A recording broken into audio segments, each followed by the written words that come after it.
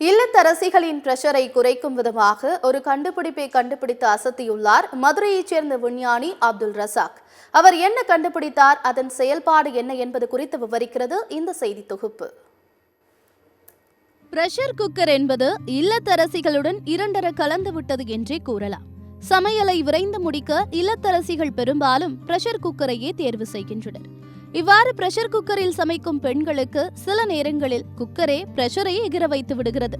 அதாவது சில பெண்கள் சமைக்கும் போது குக்கரில் ஏதேனும் வைத்துவிட்டு வேறு பணிகளை மேற்கொள்ளும் போது குக்கரில் எத்தனை விசில் வந்தது என்பதை நினைவில் கொள்ள மறந்து விடுவர். இதனால் சில சமயங்களில் உணவு வீணாகும் நிலைக்கு தள்ளப்படுவர்.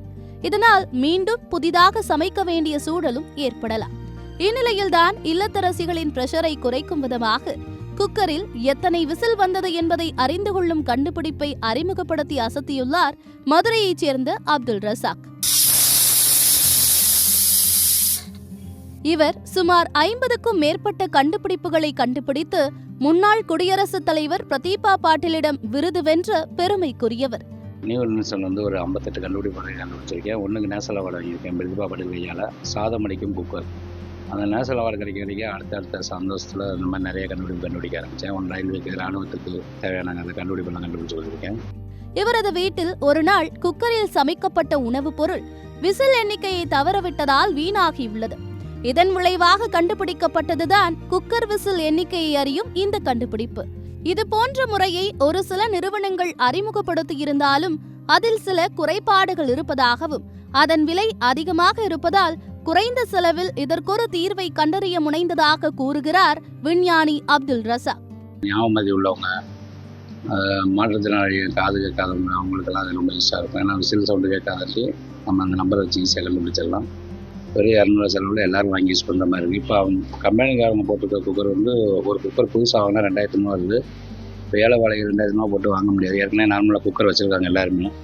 இப்போ அந்த குக்கருக்காக இதை நம்ம யூஸ் பண்ணிக்கலாம். இல்லை எத்தனை பழைய குக்கராக இருந்தாலும் இதுக்கு யூஸ் பண்ணிக்கலாம். நீங்கள் இது குறித்து அப்துல் ரசாக்கின் மனைவி பர்வீன் கூறும்போது, தனது கணவர் கண்டுபிடித்துள்ள இந்த கண்டுபிடிப்பு மிகவும் உபயோகமாக உள்ளதாக தெரிவித்தார்.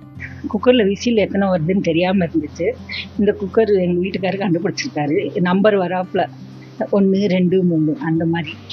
இதனால எங்களுக்கு ரொம்ப யூஸாக இருக்கு. இப்போ மேலும் இந்த கண்டுபிடிப்பால் இனி குக்கருக்கு யாரும் பாடிகார்டாக நிற்க வேண்டிய அவசியமில்லை என்று கூறுகிறார் பக்கத்து வீட்டைச் சேர்ந்த கல்லூரி மாணவி நஃபீசா. அவங்க சின்ன பசங்க இந்த வீட்டில் இருக்கவங்ககிட்ட அம்மா இதை விசில பார்த்துக்கோங்கன்னு சொல்லிட்டு போவாங்க. ஸோ நீங்கள் இனிமேல் அதை பார்க்காம ஃபோன் பார்த்துட்டு விட்டுட்டு அடி வாங்கவே தேவையில்லை.